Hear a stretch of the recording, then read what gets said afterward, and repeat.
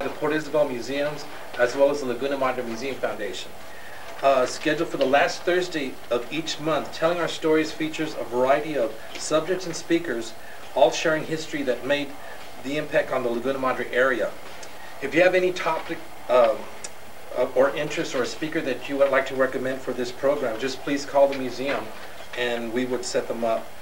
We have a schedule all the way till April 27th, and I'll share that with you right now before we begin our program. February 23rd is Gloria Bates, who would be portraying Sarah Bowman, the Great Western. Also March 30th is Manuel Hinojosa with Architecture After the 1905 Railroad here in Port Isabel. And April 27th is Diving for Treasure, the 1554 shipwreck, with Captain Tom Duran of Rockport, Texas. He's one of the individuals that actually dug for the treasure from this exhibit here. And I have copies for those interested in the schedule. Tonight's presentation is by Rod Bates, and it's over about the Mexican Border Service. And as everyone knows or will know about, Rod Bates is one of our board members for the museum. He also owns Antiques at Ternava and Rio Bravo Gallery, which is right across from the Historical Museum. At one time, we'd like to name the museums after Rod. No. No. Everybody laughs because a lot of his artifacts are here. He's very generous of loaning us many of his artifacts, and especially the U.S.-Mexican War and Civil War. And when you have an opportunity, if you already haven't, is to visit all three museums. We have the Lighthouse, we have this museum, the Treasures and Go, and the Historical Museum, which is right across the area. We also like to thank the Laguna Madre Museum Foundation for having refreshments for us for tonight's presentation. Rod?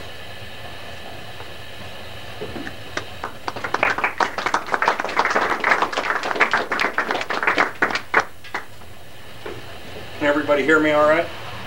Yeah? Good. I understand our last speaker, about 50% of the folks couldn't hear him, so I want to make sure I correct that tonight. I think our late start, McAllen called a flag and they were trying to ice the speaker is what was happening tonight or something like that. We're speaking on the Mexican Border Service tonight. That's the theme. And the focal point are those soldiers that served in Port Isabel. And it has a direct tie-in with the Mexican Revolutionary War. A lot of folks don't think the Mexican Revolutionary War affected the United States that much, but it impacted the United States a great deal. Two different administrations had a little thorn in the flesh called the Mexican Revolution, and there was political intrigue internationally. I'm not even going to begin to speak to you about the revolution tonight because it's a subject that is so confusing that it takes a true scholar to really do it justice. I'm just going to talk about Port Isabel's tiny little role in the Mexican Revolution, and it's largely unnoticed. You would never think about it, but the Rio Grande Valley, as the revolution came north and started really heating up, the Rio Grande Valley did get affected by the Mexican Revolution in a big way. Rogue bandit units were taking advantage of the fighting and the general lawlessness. People were away at war and stuff like that, and normal law enforcement officers became colonels and majors and generals in the military. And so there was a general switching of law enforcement in northern Mexico. That caused certain unsavory elements to take advantage of the lawlessness and begin raiding, first in Mexico, and then when they had plundered just about everything they could in Mexico, they started jumping the Rio Grande River and raiding ranches, farms, people's houses. They were thieving cattle and horses and things like this, and they were largely rogue elements. There was very little organized military incursion into the United States. A couple famous exceptions would be Deming, New Mexico, and Carrizo, Texas, when Pancho Villa's men came across.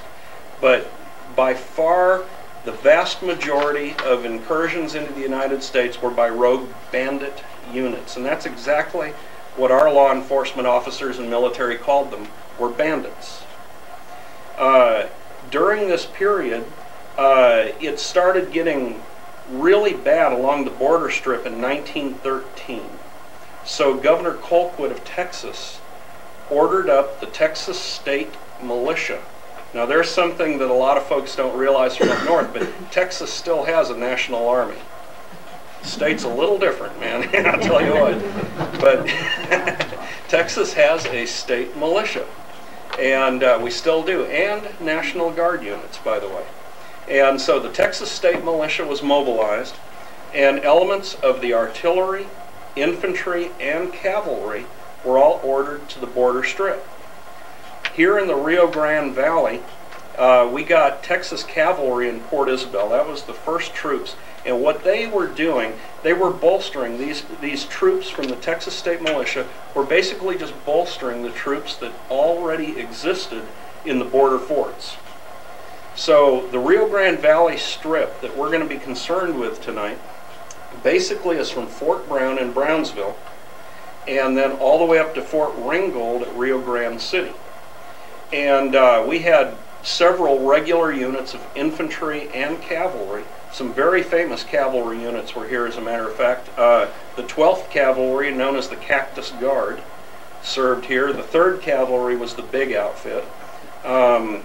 Infantry units, you had 6th, you had 7th, you had 24th, 23rd. There were a lot of infantry units that served on the border strip as well. And some of these units were very distinguished. It was the 24th that had fought for an hour and a half when Teddy Roosevelt's men finally got to San Juan Hill and charged it. So they had done a great deal of cleaning, shall we say, before Roosevelt's men charged the fort and actually took the fort. But the Texas State Militia was ordered down to the valley to basically shore up the troops that we already had here. There was a good reason for it. The citizens of Texas along the border strip were being raided, and there were some atrocities committed as well. The closest to Port Isabel that an atrocity occurred was a gentleman in Los Fresnos was on his way just outside of Los Fresnos to check his crops, and 3 bandits rode up upon them, and they stole his car. They killed him and left him in the ditch. And they also killed his servant that was with him. Now his servant was a hired hand, but they killed him as well. And so the people of the valley were very nervous at this time. One of the famous gun battles that occurred here occurred with old Mr. McAllen, Mr. John McAllen, and his family's the namesake of McAllen, Texas. And while his maids loaded his .30-30s, he was firing through an open window while at least a dozen bandits had surrounded his place and were trying to break in. And the maids occasionally grabbed guns and fired, and this occurred on their ranch just up outside of McAllen, Texas. And he held the bandits off until some soldiers that were stationed in the McAllen area could finally get there. So there were real problems that were occurring down here. So the governor first, and then the president, ordered National Guard units to the colors, and the National Guard units were sent to the valley and dispersed all among the Rio Grande Valley. In 1913, the closest battle to us occurred, and that occurred right on the river. If you go to the old New Bridge, it's now the 14th Street Bridge, I guess you'd call it, or what have you. It's not the old railroad bridge. It's not the Los Tomates. It's the main bridge when you go down International Boulevard. Right across where that bridge lands is the old community of Santa Cruz.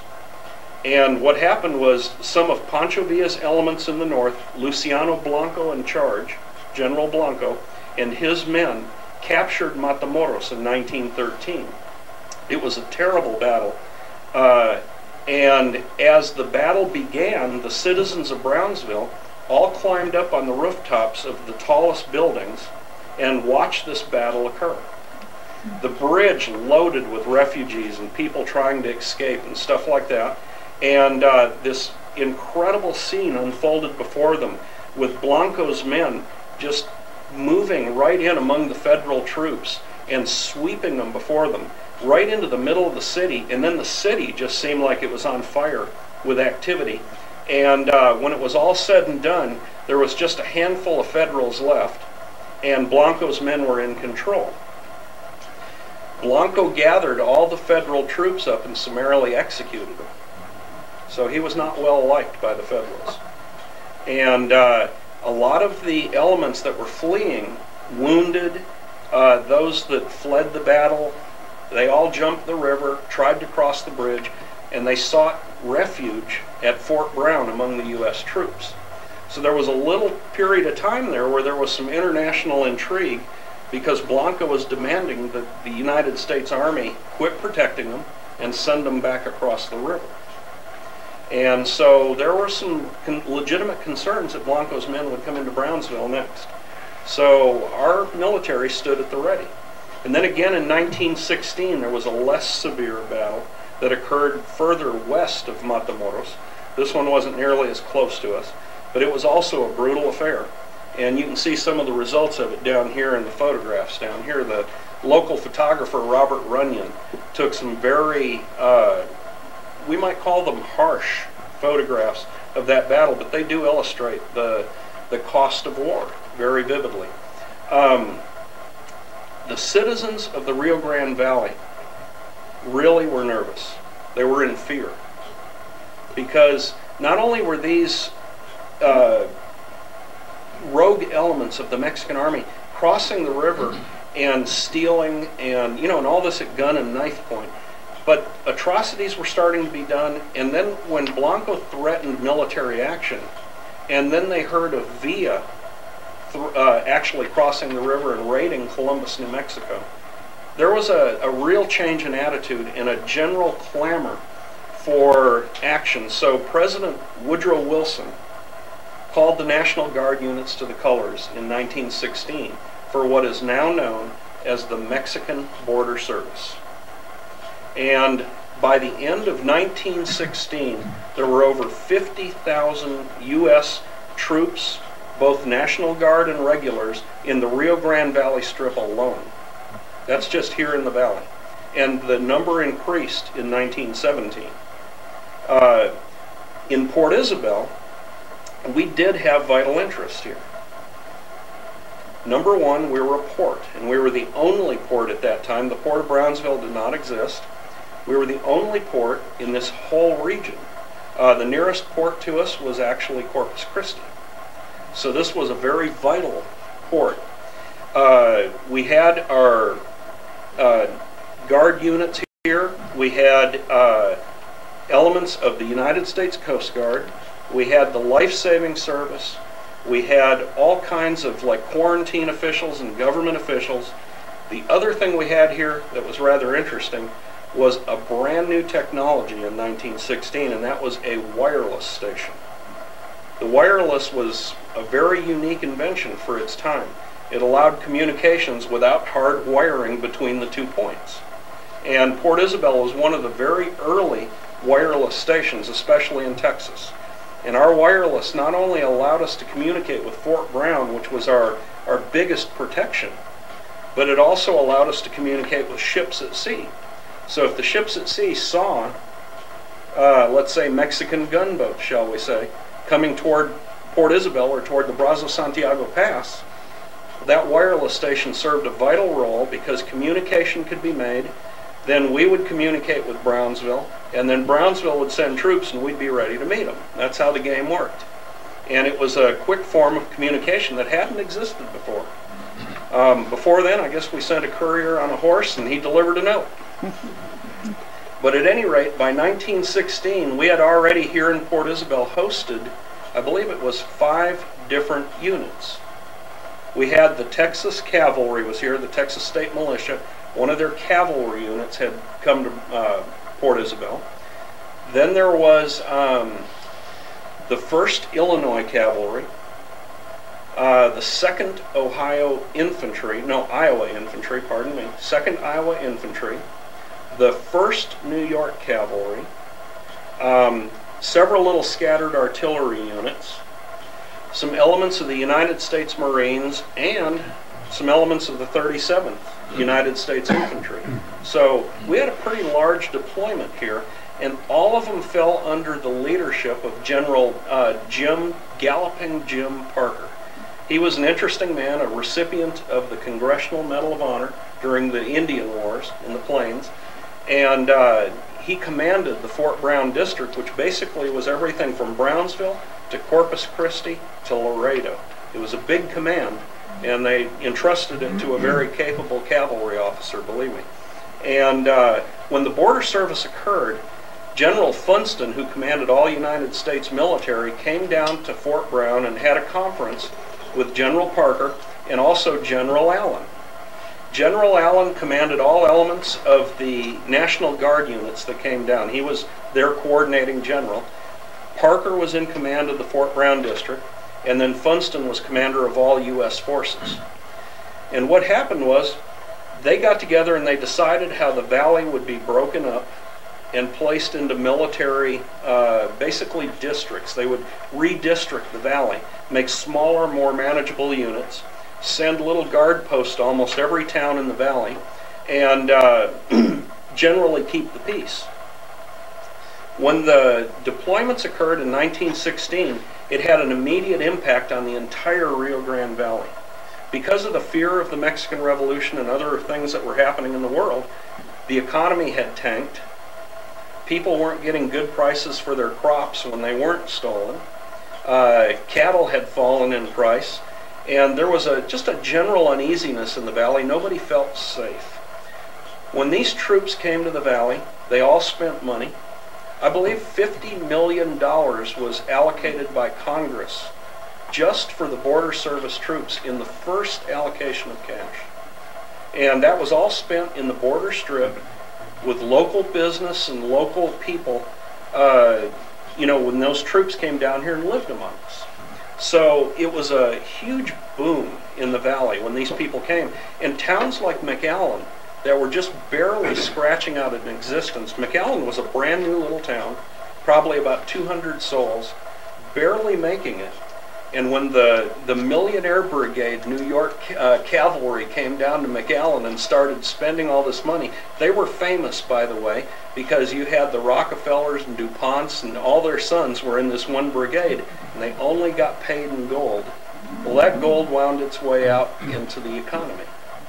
And those merchants that served those men were paid in gold, which gave them real purchasing power, which boomed business, which caused McAllen to flourish. And that's the truth of the matter. This deployment of troops not only eased people's minds, but it also loosened their pocketbooks. And real investment happened down in the valley at this time. Port Isabel was no exception. Port Isabel, in this letter, there's a talking points before you.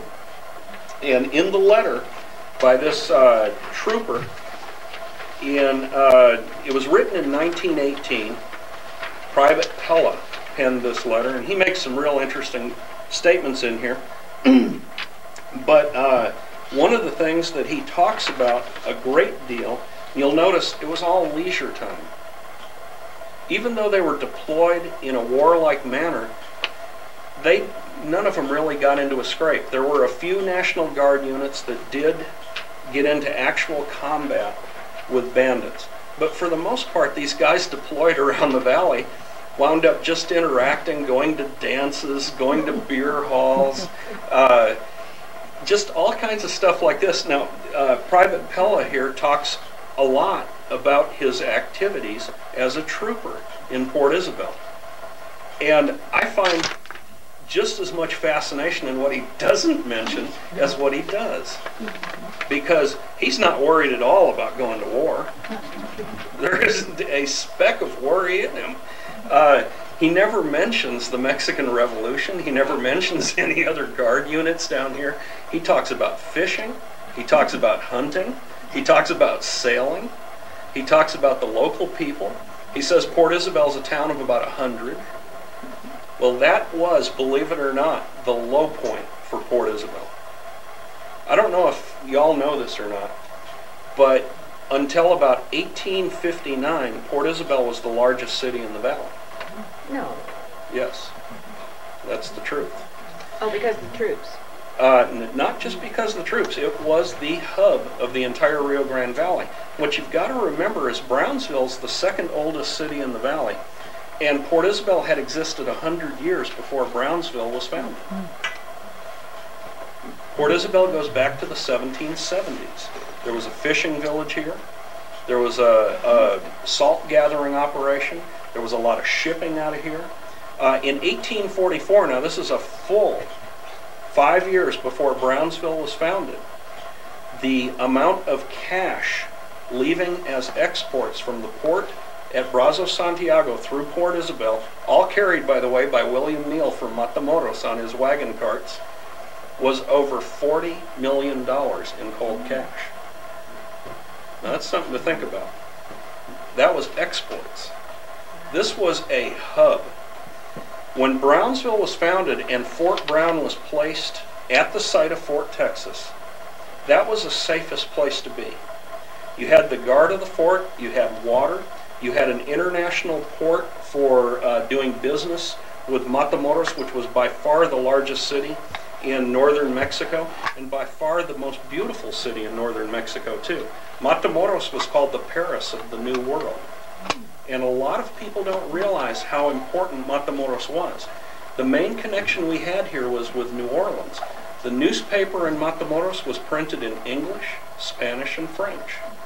And there were European theater stars that would perform nowhere else in the New World except the theater house in Matamoros. So there was a lot of culture here. And Port Isabel was the port of Matamoros. So we had the largest population. But then came the hurricane of 1844, which is probably the worst one to ever hit here. But there's so little records that survive that we really don't know. But in 1846, when the troops got here under Zachary Taylor, the effects of that hurricane were still very much in play, and all these troops writing home were describing what they thought was our natural surroundings, but it was really the effects of the storm. And then in 1867, we had another devastating hurricane. And that hurricane really caused Port Isabel to fall into decline. That and the thriving city of Brownsville, which was affected by that storm, but the loss of life wasn't as great, and the loss of property wasn't as great. And so Brownsville boomed, and Port Isabel went into decline. By 1900, we had around 300 souls in Port Isabel. By the Mexican Border Service deployment of 1916 to 1918, he mentions about 100. Now, we've got to remember this is probably an 18-year-old writing home, and he's used to living in Chicago. So 300 can look like 100 to him. You know what I'm saying? I mean, there's probably more people on Lake Michigan in the park on a Sunday afternoon than there is in the whole town of Port Isabel. So he's used to big crowds. But he says about 100 people live here. He says that 15 of them left Brownsville, come out to Port Isabel where they were stationed. He says what they call an outpost. I love that. And he says they came here to guard the wireless station.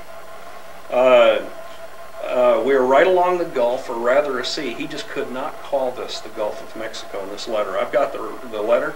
He always calls it a sea, and right after he calls it the Gulf, he puts in parentheses, or rather sea. It's really a sea. That's what he says. Yeah. And then he says, and we're having the time of our lives. Well, that sounds awful suspicious for a troop that's been deployed for a confrontation with Pancho Villa's men, doesn't it? Exactly. That's what these guys were, was well-paid tourists down here, I'm telling you. He says, beautiful scenery. He says, we live in screened houses. Now, all the houses down here had these screened porches that faced all four directions, so no matter what way the wind blew, when you laid in your hammock at night, it was cool. And almost everybody in the valley had a summer home in Port Isabel for that very reason. Port Isabel was the coolest place in the valley, and in the evening in the summer, if you had a house with a screened-in porch that caught the sea breeze, there wasn't anybody more comfortable in the entire Rio Grande Valley than you were. And that's the truth of the matter. All right? Then he says, our back door overlooks the sea. Here he goes again. He will not call it the Gulf. He says, so naturally we wash all our clothes in the salt water. I like that, man. He does all his washing in the salt water. Interesting statement here. He says, we see plenty of lighthouses and boats. Sailboats are the type he mentions. Now, everybody thinks, well, lighthouses, he's exaggerating it. He really wasn't. You had the Port Isabel Lighthouse here. Just across the way where the Coast Guard station is today, you had the Brazos Santiago Lighthouse, or what was called the Padre Island Lighthouse. On Brazos Island, near the quarantine station, you had the Brazos Light, which marked the south end of the Brazos Santiago Pass, which, by the way, at that time was a natural pass and had not been improved yet. And you also had the U.S. Coast Guard station with its light on top. So there were 4 lights at least that I could think of when he was down here for his deployment. So he sees lots of lighthouses. Today we think of the one. All right? There is, by the way, still a light on the Coast Guard station. The town is very small, about 100 people living in it, and all they do is fish. I kind of like those guys, man. They're some smart people. Let's see, what else does he say here? If you could only see some of the fish they bring in, about 100 varieties, and he says from a crab to a shark, the guy is fascinated with critters that can bite. I'm telling you right now, because you go through this letter and everything in here, man, is like intrigue and danger, because he wasn't getting any militarily. The danger was in the saltwater. He says, talk about breeze. Boy, we can bear witness with this, huh? Much of it, so much of it, he says, it gives you a headache. Being along the water seems to me like being out on vacation along Lake Michigan. How about that? Reminded him of home. Outside of this town, this place could be called no man's land, he says. It is a wild country.